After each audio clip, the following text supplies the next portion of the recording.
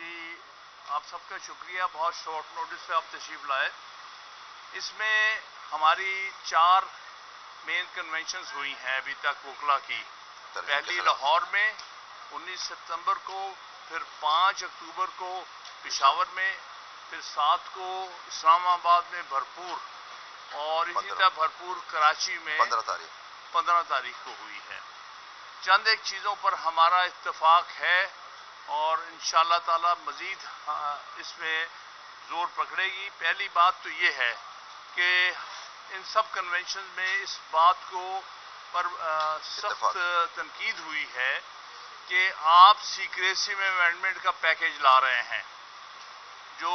آئین کا پیکیج ہوتا ہے یہ قوم کی امانت ہوتی ہے، یہ کبھی خفیہ نہیں رکھا جا سکتا۔ اس کا ہر بار ایسوسی ایشن کو، ہر پبلک باڈی کو یہ حق حاصل ہے کہ اس کے سامنے اس کا پیکیج کا جو ڈرافٹ ہے وہ سامنے رکھا جائے۔ اس لیے ہم نے ان سارے کنونشن میں اس پر اتفاق کیا ہے اور کال دی ہے، اور ہم نے اس پر ریزولوشن پاس کیا ہے کہ جو بھی یہ حکومت امینڈمنٹ پیکیج لانا چاہتی ہے وہ ہرگز کسی صورت بھی ہمیں قبول نہیں ہے اس کی سیکریسی، اور اگر آپ سیریس ہیں تو پھر اس کو ہر بار ایسوسی ایشن اور ہر بار کونسل کو بھیجا جائے اس کا مسودہ، اور اس سے 1 مہینے کے اندر رسپانس لیا جائے۔ اس سے پہلے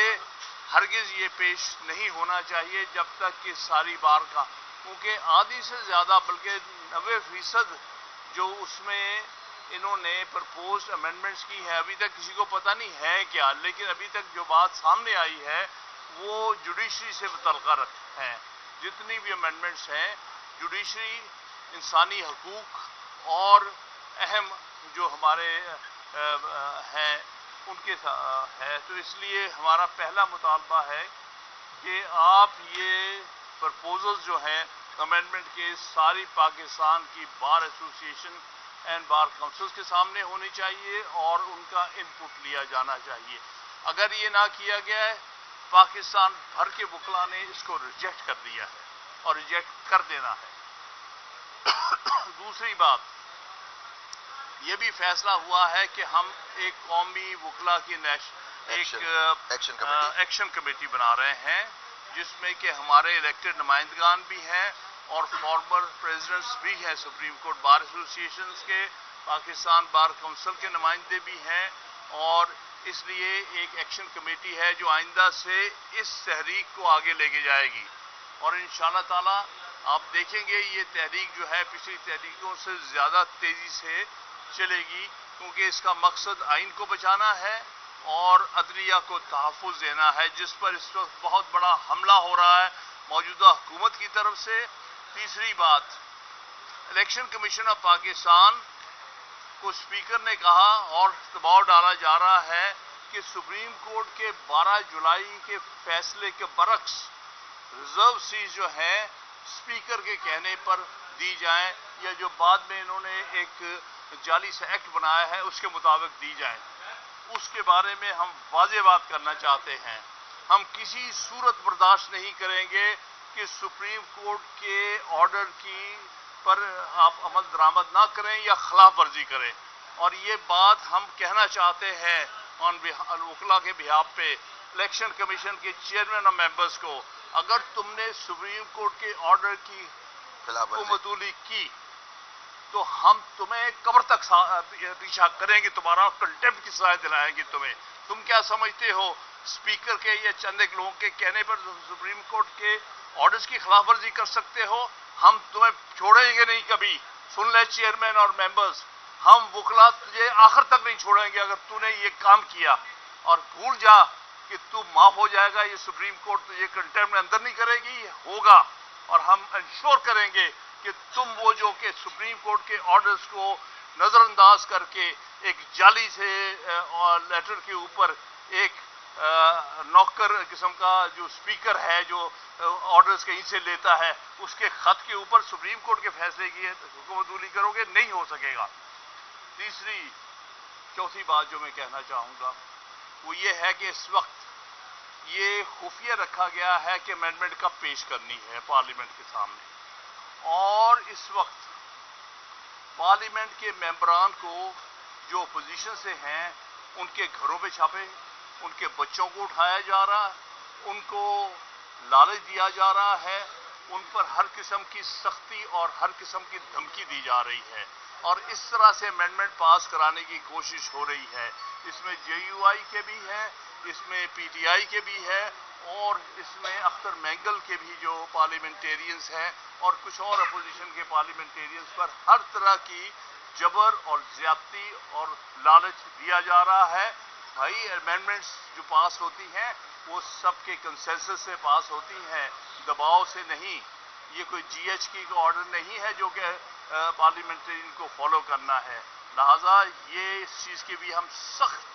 کنڈیمنیشن کرتے ہیں۔ کبھی آئینی ترامیم جو ہیں اس انداز سے لوگوں کو لالچ دے کے یا لوگوں کو دھمکی دے کے نہیں پاس کی جائے۔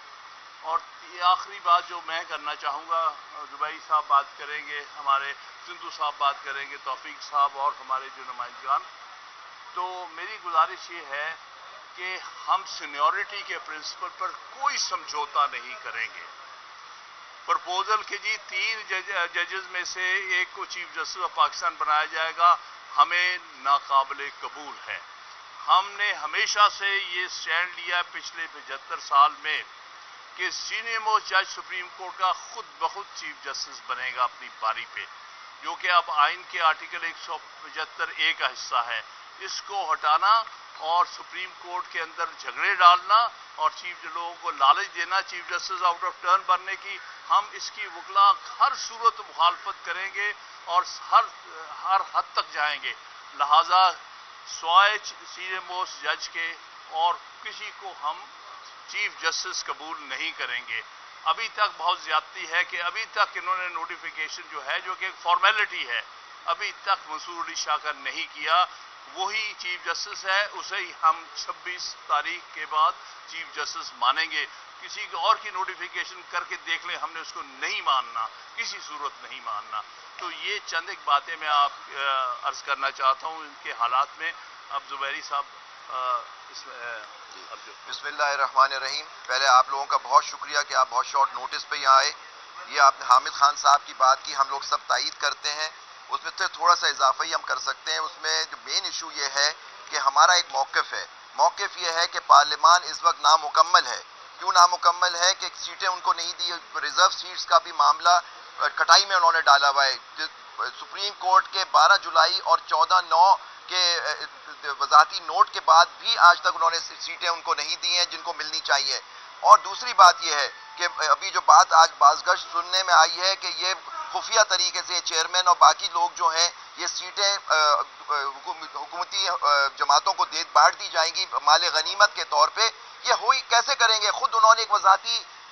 نوٹ ایک دیا ہوا ہے سپریم کورٹ میں کہ فردر وضاحت مانگی ہے کہ یہ جو غیر قانونی ایک قانون بنا دیا گیا ہے اس پہ ہم کیا کریں۔ سپریم کورٹ سے خود وہ ایکسپلینیشن مان رہے ہیں، اور آج سننے میں باتیں آ رہی ہیں کہ یہ لوگ اتنے ڈیسپریٹ ہو گئے ہیں کہ جی وہ سیٹیں ان کو دے دیں گے۔ ہم یہ کسی طرح سے یہ آئینی ترمیم اس طرح سے نہیں کی جائے گی، نہ مانی جائے گی، اور یہ آئین اس کے خلاف ہوگا۔ لیکن ہم باتیں ہی کر رہے ہیں کہ آئین کے، آپ دیکھ رہے ہیں آئین اور قانون پہ تو پچھلے 2 سالوں سے عمل درآمد رک گیا ہے۔